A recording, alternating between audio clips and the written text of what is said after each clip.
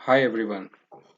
This video is regarding strategy of SSC CGL 2019 mains exam, and if there is some serious aspirant who really seek to score better marks, I would say good marks in his upcoming mains exam, he or she needs to prioritize his or her preparation. So, for prioritizing, you also need to know which subject or which topic you really need to focus upon. So, in this particular video, I'm going to deal some real keys, some real portions of the English particular language where you can focus and how you can focus and how you actually can prioritize your preparation in the remaining time after a long break of lockdown. So let's begin without any talk of here and there. Let's begin with the exact strategy. So, guys, as you all know, you must have qualified the tier 1 exam, which comprised 100 questions of 200 marks. Tier 2 is actually of 100 questions of quants and 200 questions of English. And this far, I believe that all the aspirants have this much of information. Although quants comprises one every question of 2 mark and English every question of 1 mark each. That is, it makes 200 and 200 each. Tier 2, that is of statistics, and tier 2 of GS, finance and economics, are for only those aspirants who have sought this particular field. So all the other aspirants, all the other applicants need not worry about these two other tier 2 exams. उनको परेशान होने की ज़रूरत बिल्कुल नहीं है जिन्होंने इसके लिए अप्लाई नहीं किया था. सिर्फ उनको फोकस करने की ज़रूरत है जिनका ये सब्जेक्ट है ऑप्शनल में जिन्होंने चूज़ किया है. टीयर 3 और टीयर 4 की अगर बात करें तो टीयर 3 जो है वो आपका डिस्क्रिप्टिव टेस्ट होता है 100 मार्क्स का. डिस्क्रिप्टिव की तैयारी आप करते हैं और करेंगे भी. इसकी स्ट्रैटेजी वगैरह आपको शेयर कर दी जाएगी बहुत जल्द, मगर उससे पहले आपको टीयर 2 क्वालिफाई करना पड़ेगा. अब बात करते हैं अगर टीयर 4 की, तो यहाँ पर बहुत साफ स्टेटमेंट में लिखा है tier 4 exam is taken by the candidates applying specifically for tax assistant CSS central secretariat ministry of external affairs and inspector.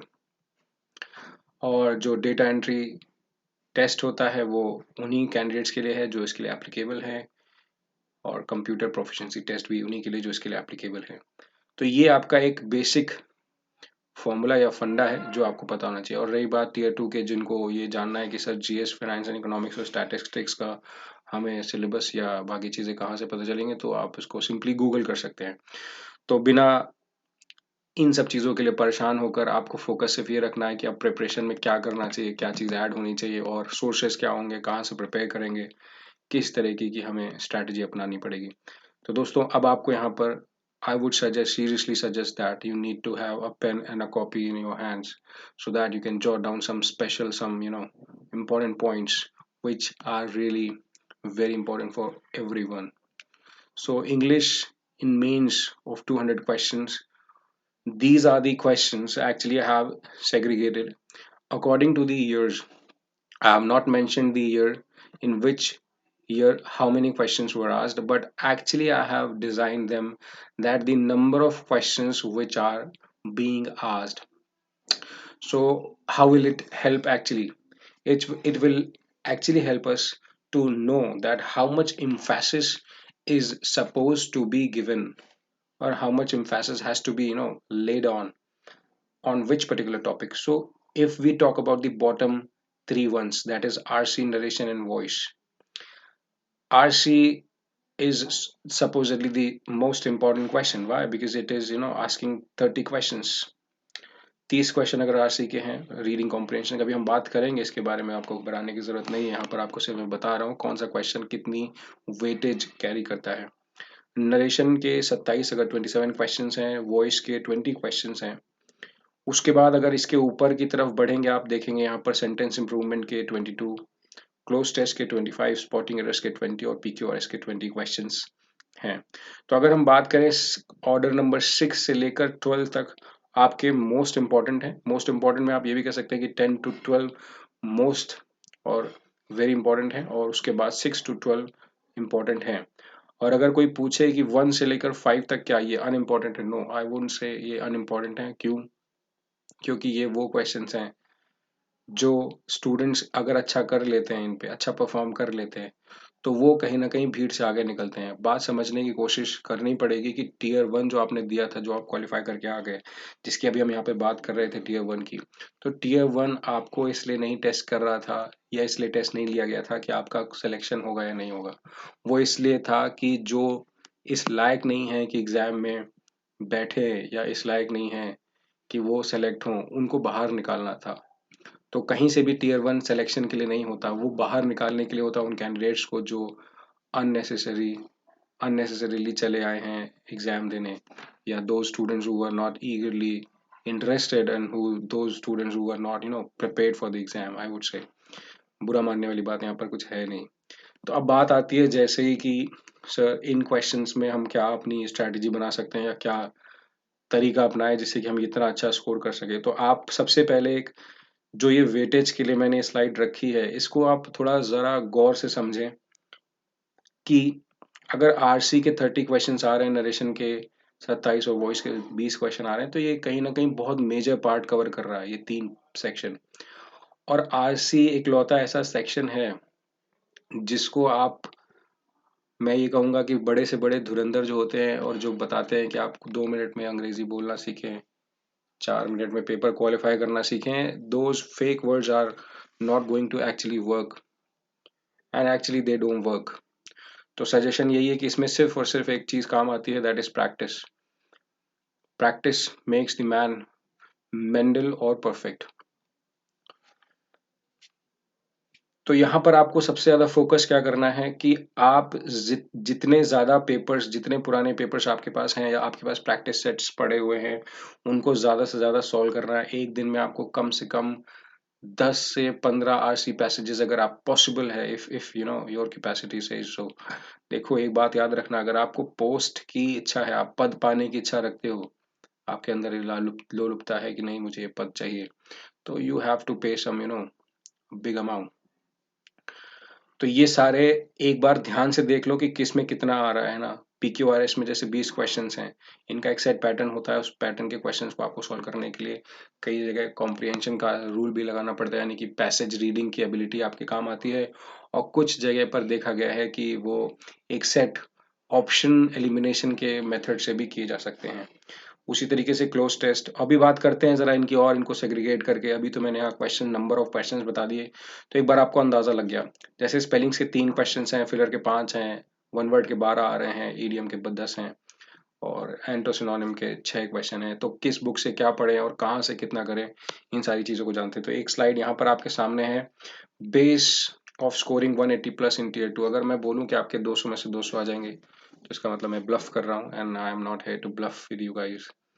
So I'm just here to tell you exact that how can you prioritize and how can you strategize your preparation. So base of scoring 180 plus in tier 2 is the comprehension skill, vocab and grammar. So nowadays people are seriously, mad about grammar. I don't know why, but the things have changed. Things have really changed their emphasis, and they do expect the aspirants to change their emphasis and focus. They have to tend their focus to comprehension skills, which means to comprehend.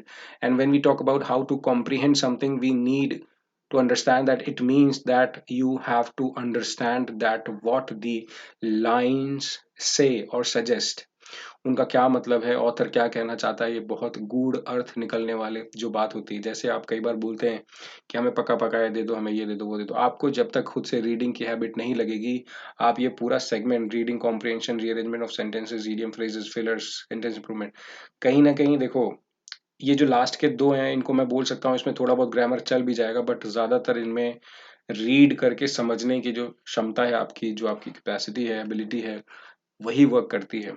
Reading comprehension में 4 प्रकार के आजकल passages बन गए हैं। 4 प्रकार से मतलब ये है कि वो थोड़े इजी लेवल के हो सकते हैं, चूंकि 30 क्वेश्चंस अगर बन रहे हैं तो इजी लेवल के भी मिल जाएंगे आपको, मॉडरेट भी मिलेंगे और कुछ डिफिकल्ट भी मिलेंगे। इसका मतलब ये है कि आप ये मत समझें कि वहाँ सिर्फ स्टोरी बेस्ड आपको पैसेजेस मिलेंगे और आप इजीली सॉल्व कर लेंगे। तो आपको बहुत अच्छी प्रैक्टिस करके जानी पड़ेगी रीडिंग कॉम्प्रिहेंशन के लिए। इनके लिए अगर ट्रिक्स की बात करें तो जो अगर बोलता है कि आपके पास आओ मेरे पास ट्रिक्स हैं, तो ट्रिक्स नहीं होती है भाई। इसके लिए होता क्या है कि वो आपको रीडिंग करना नहीं सिखा सकता कोई। आपको ये बता सकता है कि हाँ ये चीज़ रीड करो, इससे आपको हेल्प मिलेगी। आपको यहाँ ये बताया जा सकता है कि एक पूरा पैसेज दिया है, उस पैसेज को आपको ध्यान से पढ़ना है, ये बताया जा सकता है। बट अगर आपको ये तरीका सिखाए कि क्वेश्चन पहले पढ़ें फिर पैसेज पे जाएं, और पैसेज पढ़ें फिर क्वेश्चन पर आए, ये टोटली डिपेंड करेगा क्वेश्चन, नंबर ऑफ क्वेश्चंस पर या लेंथ ऑफ द पैसेज पर। तो बहुत सिंपल सी चीज़ है। इसके ऊपर हालांकि मैं आपको एक वीडियो दे दूंगा जहां पर आपको ये अंदाजा लग जाएगा कि कैसे आपको प्रिपेयर करना है। रीअरेंजमेंट ऑफ सेंटेंसेस की बात करें तो ये बहुत ज़्यादातर फोकस्ड होता है ऑप्शन एलिमिनेशन पर। ऑप्शन को कैसे एलिमिनेट करना है या कैसे क्वेश्चन को डायरेक्टली पढ़कर भी सॉल्व करना है। रीअरेंजमेंट सेंटेंसेस के बहुत सारे आपको वीडियोस ऑलरेडी आपने देखे होंगे या आपको बहुत जगह से सोर्सेज मिला होगा, मगर अभी उसकी बात करते हैं आपको सोर्सेज क्या होंगे। अब बात कर लेते हैं ज़रा सेंटेंस इंप्रूवमेंट की, फिलर्स की। सेंटेंस इंप्रूवमेंट और फिलर पूरी तरीके से आप कॉम्प्रिहेंशन सेक्शन में नहीं कह सकते, क्योंकि इसमें ग्रामर का भी थोड़ा बहुत रोल होता है, इसमें थोड़े वो कैप का भी रोल होता है, बाकी चीज़ों का भी रोल होता है इसमें। जैसे ग्रामर की बात करें तो ये नरेशन और वॉइस एक सबसे ज़्यादा इंपॉर्टेंट टॉपिक माना जाता है टीयर 2 के लिए। टीयर 2 में भाई जब आप नरेशन और वॉइस पूरा कंप्लीट कर लेंगे तो आपके पास ये 45 क्वेश्चन का सेट बन जाता है एक्चुअली। और ये 45 क्वेश्चन का सेट कोई छोड़ना नहीं चाहता, एक्चुअली कोई नहीं छोड़ना चाहता। तो मैं आपको ये सजेस्ट करूंगा कि नरेशन और वॉइस पे अच्छे से फोकस करके आप इसमें ज़्यादा से ज़्यादा मार्क्स स्कोर कर सकें। अगर आप 45, अगर 47 नंबर का बन रहा है, 27 + 30, 47 + 20, 47 नंबर का बन रहा है, तो इसमें अगर आप 45 से कम स्कोर कर रहे हैं तो ये आपके लिए अनफॉर्चुनेट वाली बात हो जाएगी। और क्लोज टेस्ट और स्पॉटिंग एरर्स में भी आप अच्छा स्कोर कर सकते हैं। स्पॉटिंग एरर्स ऐसी चीज़ है, देखो पूरी तरह से ग्रामर पर फोकस्ड होती है, प्योरली ग्रामर है। इसमें आप अगर एक चीज़ नोटिस करें, अगर एवेंटो साइनो आप पढ़ते हैं, जैसे मान लो हम वोकैब की बात करें, तो वोकैब या तो ईजी होगा या तो टफ होगा। बात समझो, ईजी टफ की डेफिनेशन है आपको आना और ना आना। अगर आपको आती होगी वोकैब तो आप कर पाओगे, नहीं आती होगी तो नहीं कर पाओगे। इसमें ये नहीं चलता कि अगर नहीं आती है तो भाई चलो कर ले जाए। एक रास्ता हो सकता है, वो है ऑप्शन। अगर ऑप्शन ऐसा कोई आया जो आपको लगता है कि हाँ ये सारे सिमिलर हैं, सिनोनिम्स पूछा है और एक ये डिसिमिलर है, तो इस तरह से आंसर निकाला जा सकता है, एक ही चांस होता है इसमें। बट वो कैब इवेंचुअली यही कहता है कि अगर आपको आता होगा तो ही आप कर पाओगे, वरना नहीं कर पाओगे। तो बहुत डिफिकल्ट के चक्कर में आप मत पड़ो, आप ये रिवीजन करके जाओगे जो आपको आते हैं या आपको लगते हैं हाँ ये आपने पहले कहीं पढ़े हैं सुने हैं, उनको रिवीजन करो। एक सेट ऑफ वो कैब बनाओ, 4-5 हज़ार जो भी आपके पास सेव्ड हैं कहीं पीडीएफ फॉर्म में या कहीं कॉपी पे, वो आप उनको रिवीजन करो। और उन्हीं वोकैबलरी के दम पर आप वन वर्ड भी कर ले जाओगे, ये मेरी गारंटी। क्यों? क्योंकि वोकैबलरी ही है वन वर्ड। वन वर्ड कुछ और चीज़ नहीं है, अलग चीज़ नहीं है। उसके लिए भी सेट पैटर्न होता है जो आप एक प्रीवियस ईयर को देखकर कर सकते हो। स्पेलिंग के क्वेश्चन बहुत कम आते हैं, तो उसको आप थोड़ा जैसे वो कैप पे फोकस करेंगे तो आपकी स्पेलिंग इंप्रूवमेंट भी होगा। इसमें थोड़ी आपको राइटिंग प्रैक्टिस इस तरह से की जा सकती है कि आप जब वर्ड पढ़ रहे हैं तो कुछ वर्ड्स आप रफ कॉपी पे नोट करते चलो, जिससे कि आपको लास्ट में प्रैक्टिस करने में, रिवीजन करने में आसानी हो। तो दोस्तों ये कॉम्प्रिहेंशन स्किल, वोकैब और ग्रामर, ये 3 ऐसे सेगमेंट्स हैं जिस पर आपको पूरी तरीके से फोकस्ड होना है और बहुत अच्छे से तैयारी करनी है। इनके अगर बात करें कि अगर सर ये सारी चीज़ें इंपॉर्टेंट है, सबसे ज़्यादा इंपॉर्टेंट क्या है, तो सबसे ज़्यादा इंपॉर्टेंट के लिए आप वेटेज देख सकते हो। यहाँ पर ये वेटेज दे रखी है मैंने कि वेटेज किसको कितनी देनी है। अगर जिसके नंबर्स से पता चल रहा है वेटेज कितनी है, तो आपको अंदाजा लग गया होगा किसमें कितना टाइम डिवोट करना है। अब बात करते हैं कि कहाँ से हम पढ़ें, sources from where to study. तो इसके लिए बहुत सारे सोर्सेज ऑनलाइन अवेलेबल हैं, उसके अलावा ऑफलाइन भी हैं, जैसे एमबी पब्लिकेशन है, रुक्मिनी पब्लिकेशन है, प्लिन टू पैरामाउंट बुक आती है, एसपी बख्शी की बुक आती है, अन अकेडमी लर्निंग ऐप से भी आप काफ़ी कुछ सीख सकते हैं, क्योंकि वहाँ पर आपको वेरियस एजुकेटर्स मिल जाते हैं, बहुत सारी हेल्प मिल जाती है। तो ये आपके लिए बहुत बेनिफिशियल रहेगा। और रही बात स्पेशल डिस्काउंट की, तो दोस्त don't forget to use this code for special discount. Remember this particular code that you can use for the special discount while learning on Unacademy learning app. And I hope कि आपको यहाँ से इस video से कुछ help मिली हो। इसका PDF भी आप डाउनलोड कर सकते हैं। Thank you so much. Have a great day.